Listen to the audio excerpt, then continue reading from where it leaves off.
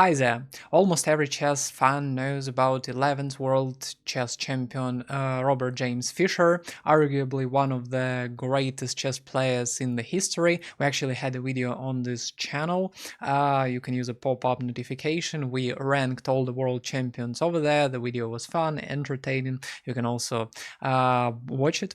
But today, what we're gonna talk about? We're gonna talk about Robert James Fischer, and in particular his opening repertoire, because everyone thinks that Fischer was like unbreakable machine that is very hard to stop. He crushed everyone on his way, and that is true. And I'm myself a huge fan of Fischer since childhood. I liked a lot of his games, but here and there in different books I noticed one thing that bothered me, because I didn't like when he loses, like games against Stahl, Geller. I remember many, even though it's kind of painful for me to watch, because yeah, Fischer, by far, is and was my favorite chess player. And what I noticed is that he was losing in one particular opening more often than everywhere else. And just not to keep the intrigue going, I'm gonna name it. It is a French defense. And right now you can see, by the way, like after e4 move with white pieces when Fischer plays it, statistics, that e6 right here clearly behind, even though still win percentage of Fischer is like just diabolical. It's huge in every opening, but only like in the French defense, it's like 60 plus percent only. And yeah, I saw several games, and there was one common pattern in the French. Fischer tried to win. Very often he got like very boring maneuvering long positions, like you see in some swamp. It's very hard to break out, and he couldn't really sit there. Started looking for some action, which not every time really worked for him well. And I'm gonna show you 3 games. Actually, these games were played between 1959 and 1962, so later Fischer kind of fixed it, more or less, although still had some troubles here and there.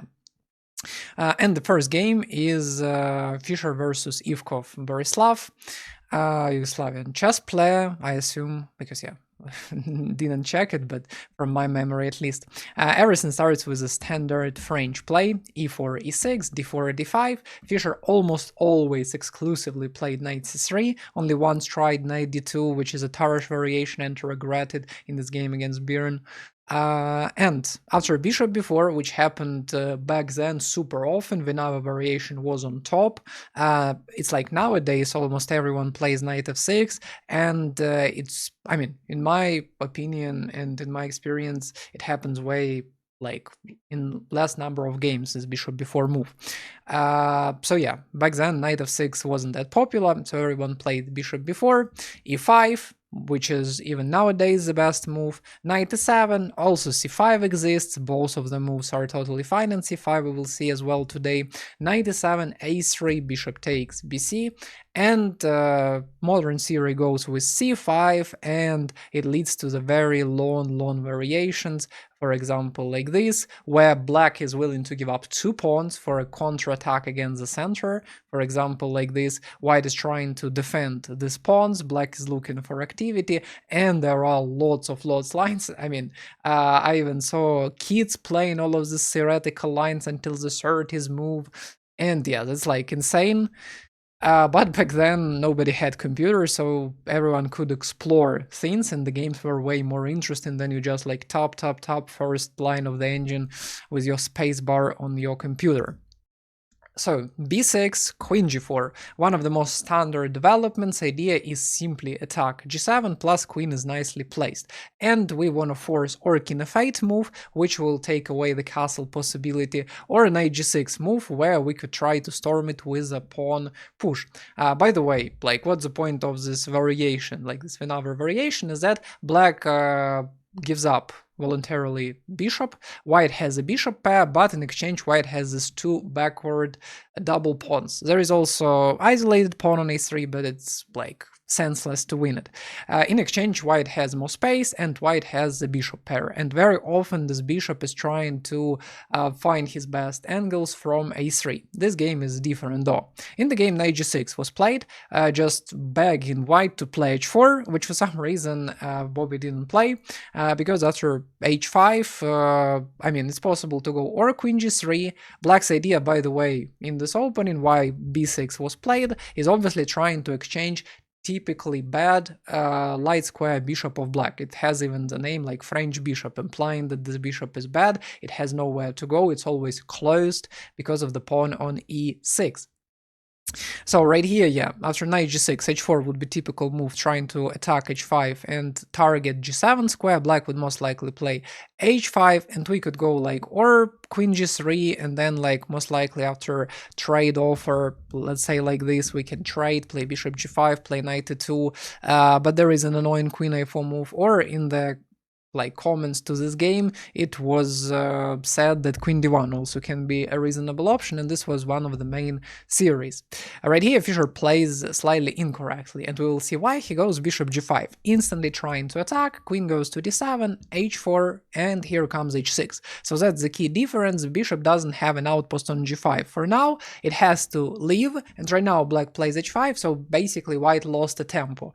And right now white needed to play a precise move. They could try to go back to d1, because we remember that queen a4 is one of the key strategies right here, because black wants to target our double pawns and in general want to use weak light squares, in particular c4 square, and this knight can try to arrive there anytime soon.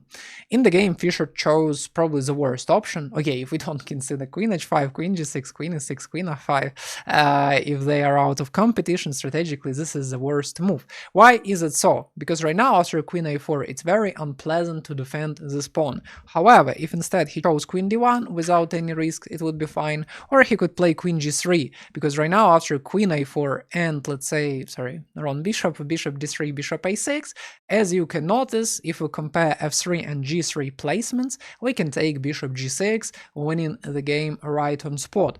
And queen f3, yeah, it's like not ideal move, don't know what Bobby was thinking. And yeah, by the way, at this moment he was probably around 16 years old, because this game is 1959, I don't remember exactly the date, but yeah, it's like, this is big tournament. Fischer was a super young star, became a grandmaster at 15, which was ridiculous back then. And here he goes bishop d3, bishop a6, taken right now is no good. Why? We have position with opposite color bishops, and you might say, okay, opposite color bishops means draw. Yes and no, because if it's total endgame and nobody like left else, even with 1-2 extra pawns it can still be a draw, because it's very hard to break through. However, in this position we have many pieces on the board, we have queens on the board, and in such situations opposite color bishops mean that whoever has better activity and attack usually wins, which in this case is obviously black. Queen cannot take the king like that, just in case this was my drunk arrow.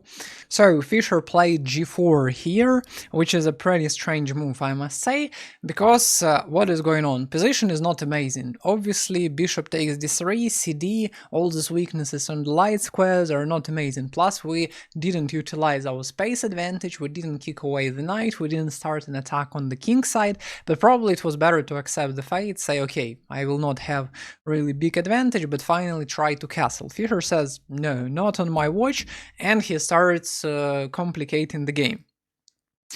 Pretty similar like Tal was doing, just yeah, going for some activity, but the only difference that usually for Tal it worked out, for Fischer in this case it's definitely over commitment in this position, because we are making h4 pawn, and right now it's weak, yeah, we have a counterattack, the problem is that this counterattack doesn't work, and here position for white is not amazing. Overall it makes sense, because when you have worse position, you want to complicate the game, you want to mess up, you want to confuse your opponent so that he started thinking and under pressure making mistakes, but right here his experienced player not going to be caught so easily. Black plays knight c6, and you can say, okay, we play g4, after trade our queen is active, we have h5 threat, done, let's play h5, and if, let's say, you're experienced chess player or your tactical skills are pretty good, you can notice what's the problem with that. And the problem is that there is the pin, and therefore after knight c6, knight can take on e5. This knight also could take, but then g7 is hanging.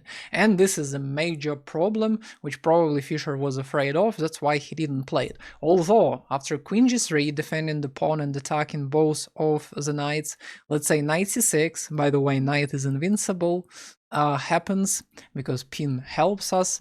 And after queen c7, knight g7, the position is not amazing. Actually, engine here recommends going crazy, giving up in exchange for activity, which makes sense because this king is really weak and c7 is hanging. But Fischer decided not to risk, maybe he didn't see it, maybe something else, he used the prophylaxis. So if you go all in with such craziness, better to go until the end, but something didn't work for young Bobby. So after knight e7, right now h5 arrives, and black plays amazing knight f5 move, because what black trying to do, they reposition the knight who was doing not that much on c6 to f5, which is an outpost, none of the white pawns can attack it, plus it defends g7 pawn, and we still remember that this capture doesn't work, and it solidifies our position like a lot.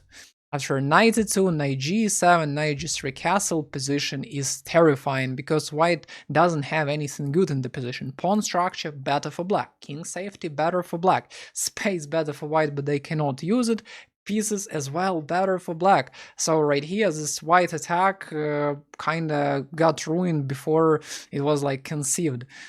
So yeah, queen g4 happens, rook f8, black is trying to prepare f6 somewhere to have an attack against the king, and right now probably white needed to play queen d1, trying to remove this queen, trying to hope for some activity if queen disappears to start attacking the king on the queen side, and after trade, suffering the worst endgame. But instead, white decided to play rook h3, which is a little bit goofy move, it didn't really help. I mean, it protects d3, but as we will see, it doesn't really impact that much. Bishop g5, still white is trying to attack over here. Queen c2, attacking the pawn on c3, because, and d3 as well, it's not really defended. Rook c1. Taken right now is obviously dangerous because there might be some discovered attacks, so queen b2 was played. A4, and right now, actually, black could finish the game just right now, because after knight g3 and regardless of the capture, there was f6 move, which would demolish white absolutely, but the game went on, queen a3, maybe black didn't want to risk against the young star, take knight c6, and still there is some fight going on, and actually engine even gives some chances, he's not like that critical about the position. The best attempt was finally to place the king somewhere safe, because in the king it's always under pressure of different f6 moves, and yeah, if king ran, there could be some chances to stay alive. Instead, there was a decisive mistake made, h6, it doesn't really do anything, so Fischer gives up pawn more or less on intuition right here, hoping that it works out. In reality, it does not, and yeah, pretty pity loss, and this was the first game in chronology kinda where Fischer started struggling. In the next 2-3 years, he will face this opening with also not the pleasant results several times. And right here, yeah, game went on, Fischer lost almost all the pawns that he could possibly lose, tried to fight like a lion until the end, his opponent even gives up him the extra piece, but this pawn is out of a bishop's range, unfortunately, and yeah, it's like kindergarten game is over. So this was the first game, here he was 16, next game right a year after against a great German player Uhlmann Wolfgang.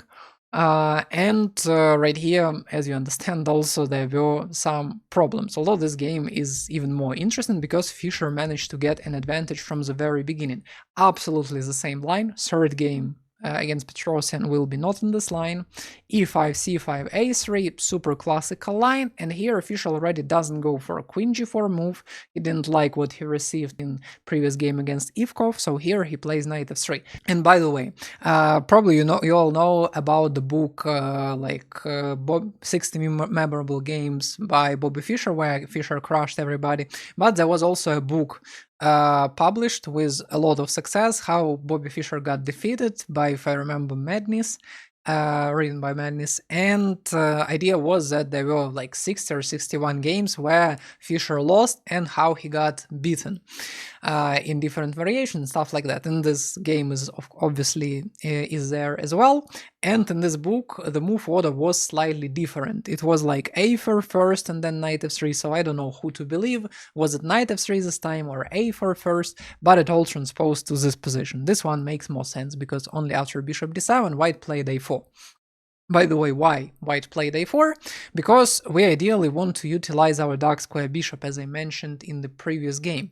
And right now, black also has a threat of bishop a4 trying to start attacking this pawn, so white instantly plays a4, black goes queen a5 creating a pin, and there is a great move queen d2. Why queen d2, you might ask, why not just bishop d2? Because then the bishop is not really able to get to a3, yeah, you like create some counterattack with c4, which is not gonna work because it would ruin our center and blow up our king over there, so queen d2 was played. And let's say trading right here will not be amazing, because after this trade, black has a clear plan conquering this c4 outpost, but you can stop the video and find the answer how I can play. And this is a5, because after a5, knight is not able to get there, and our bishop in the future will roast everyone. Instead, knight c6 happened, white decided to go bishop d3, right now bishop a3 was worse because this knight isn't time to get there after cd. And right here, black played c4. Later on, Uhlmann played f6, which was a lot better move, and nowadays in French this idea also exists in many lines with like e5 third move, and let's say right here, c4 closing the center, but gives all the freedom to this bishop, which are good premises for white's future attack. Right here, f6 was played. Taking no good because it opens up g-file and helps black to control center way better.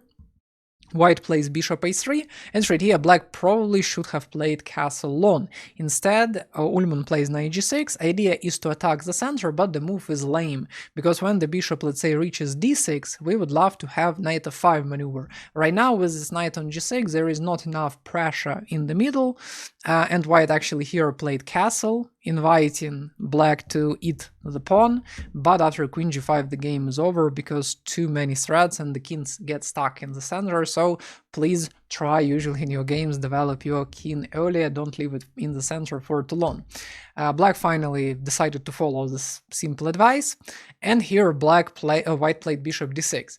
And basically all the comments to this game say that right now Fischer's plan is amazing, modern engines disagree, and let's say in the Grand Swiss there was a game of Geary in this like type of French, and overall in this sort of French, not always like move like bishop d6 can lead to success, and pretty often white trying to find some counterplay attack on the queen side, even though it's pretty hard to do if black defends well, unless they make huge holes that we could utilize instantly. But let's say if some waiting, we can increase some pressure, we might have some like here a5 ideas, we could rotate the queen somehow. So yeah, overall bishop d6 seems like a decent move. In the game, knight e7, black preferred, trying to rotate another knight to f5. Yeah, there is one less defender on the queen side around the king, but the knight on f5 could be really nicely placed. And right now still, let's say, trying to attack with an idea I mentioned, where we bring in the queen right here, doubling up rooks, trying to use dark squares, was viable, but Fischer using another interesting approach. He plays knight h4, the move that you probably would never consider because it looks dumb, why we place the piece under attack, but the idea is that after knight h4, bishop e7, this is the fork, and we're gonna win the pawn and maybe more instantly the game.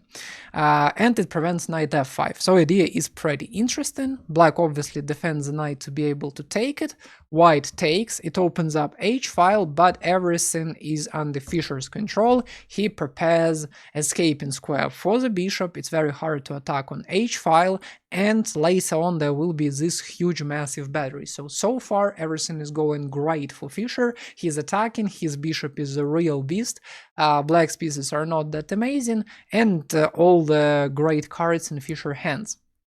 knight f5, bishop goes to h2, and black plays g5. It looks like dangerous attack, but Fischer thought, this is the hook, I need to use it, I need to play f4, which seems like, I mean, genius logic, of course. Like, after taking, we're gonna threaten mate in 1, and this battery is just devastating. However, what Fischer didn't see, that there is a super powerful move g4, which will happen in this game, but with another move order, but exactly right now this was precise. Why? After bishop g4, black has 2 open files to attack the king of white, and in general you want to have more open files to attack the opponent, and you can be even willing to give up a pawn. And another idea is try to bring the knight right here. We have h file, and we can create a blockade by playing f5, and this bishop is absolutely cooked on h2. So this was the best idea. That's why Fischer probably didn't need to rush with f4. In the comments to this game, it was recommended to play rook e1 to have a great pressure on the center. I still kind of like the ideas of improving rooks and trying to combine these two weaknesses to play f4 in the right moment of time. But yeah, what do I know? Plus, yeah, I kind of biased because I saw evaluations, so cannot be super objective right here.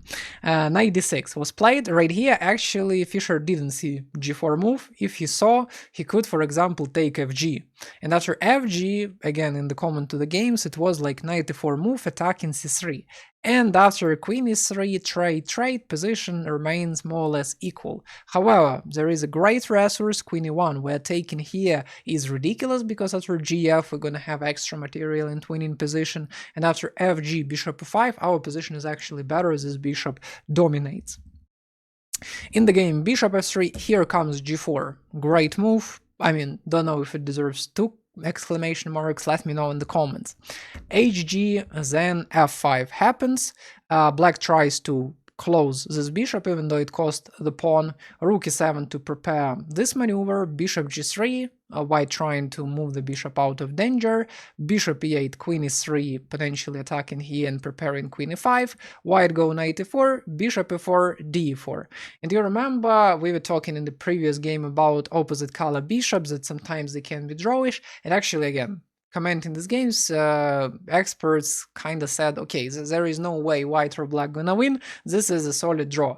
Although, if we look at the position, we can see that bishop right now is absolutely terrible. It's like locked by pawns, it doesn't have any life. However, with one simple move, which is d5, which I don't know why I didn't play, because it makes total sense, and I myself would 100% play it, because we have like opposite color bishops and we have a possibility for an attack, which is a well-known rule. Right here, our activity just gonna be, I mean, devastating. Let's say ed, we can improve the queen, we're not really threatened by the mate because our king can go to the center, and white plays for 2 results right here, either win or maybe black can hold, which would be very, very tough. In the game, king f2 was played, rook goes to h7. Better, by the way, was to play queen d5, of course, trying to prevent this blockading idea. And after rook b1, finally black plays queen d5, which is a great move. And probably at this moment, Fischer needed to say, okay, draw is a draw, play a5, repeat moves. Okay, like, not the worst result. Instead, he's ambitious way higher. He plays queen e1. I don't know, maybe trying to bait opponent into something, maybe preparing this, but he receives rook h1 instantly, right at his face, and it looks like, okay, what's the problem? We're gonna pick up 2 rooks for the queen, which is a great trade.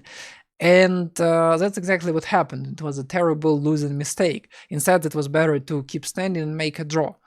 After queen h1, here comes crushing e3, because this d5 idea used backwards. Right now, black is trying to activate opposite color bishop, and after king g1, take, e2, black just wins. White tried complicating the game, relying on g-pawn, but unfortunately white was not in time, and the game was kind of over. So yeah, right here, Fischer clearly overpushed, believed in himself too much, because position was like complicated, and somewhere he needed to be a little bit more patient. and he definitely could win his opponent, but still, this like long play with a lot of maneuvers kinda exhausted Fischer second time. And the final game for the dessert kinda will be the game between Fischer and Petrosian. Later in 1971, in the candidate matches, Fischer will beat Petrosian's ass and go to the match against Spassky, but this was famous Curacao 1962 candidate tournament. It was like candidate tournament exactly like it is right now, with only difference that there were 6 players, if I remember correctly, and there were like 4 circles, so it like was super exhausting tournament with a tropical climate. This was like, yeah, really rough. And by the way, after this candidate tournament, Fischer said, I'm not gonna participate in the system. The reason why, it's because Soviet players like Geller, Karius, and Petrosian decided and agreed to make a draws against each other and play against other players to see who will be the one who qualifies. Korchnoi, by the way, declined being in this coalition, so yeah, he was out. And Fischer, yeah, complained. Then, by the way, FIDE published candidate matches, which back then was a lot more fair system, because Fischer was, again, against all the Soviet machine, one alone from the West. And yeah, it like made it a lot simpler for him instead of exhausting candidates tournaments. So here is the game, not the best one, and probably this is the reason why Fischer did not prevail, did not win this candidates tournament. At this time, Petrosian plays knight f6, and Fischer choosing McCutcheon attack, which is like bishop g5, or maybe it's not yet. Yeah, it's after bishop b4. Never know all these names, honestly. Nowadays, the most popular move is e5, where white tries to grab the center, and during the last World Cup, there were a lot of games like this, but bishop g5 is still viable. Nowadays, still, bishop e7 is the move, bishop b4 is the move, h6 was the move, and even d right now is super popular, probably #1 move. Yeah, engines change everything. Bishop b4 was played, e5, h6, because obviously black doesn't want to lose the piece, and after bishop h4, g5 will follow, so it wasn't a blunder by Petrosian, everything is under control. Bishop d2, bishop c3, and every single time, normally people took bc, keeping this bishop on the board, trying to play queen g4 later on, the maneuvers that we already know about. Nowadays, bishop c1 is also somewhat interesting idea to give up a pawn for activity and be able to go to a3 if we can. But right here, Fischer decided to play bishop c3, and he had a concrete idea, but here it's a little bit like arrogance, because I don't know how else to describe it, because after that he says, okay, I will keep the bishop pair, and he played ridiculous bishop a5 move, which even, like, to my taste, doesn't make any sense. It prevents c5, but you always stay under b6 pressure, which kinda provokes black to go b6, c5, and for some reason it can be a small win for white, but in practice black is doing fine. Plus Petrosian decided, okay, weird man, I will play castle, why should I react to it? Obviously better was to just play or queen g4, try and still go for this line, or go bishop b4, where black clearly would go c5, but after taking, I don't think there are any problems for white, neither for black, so position is around equal.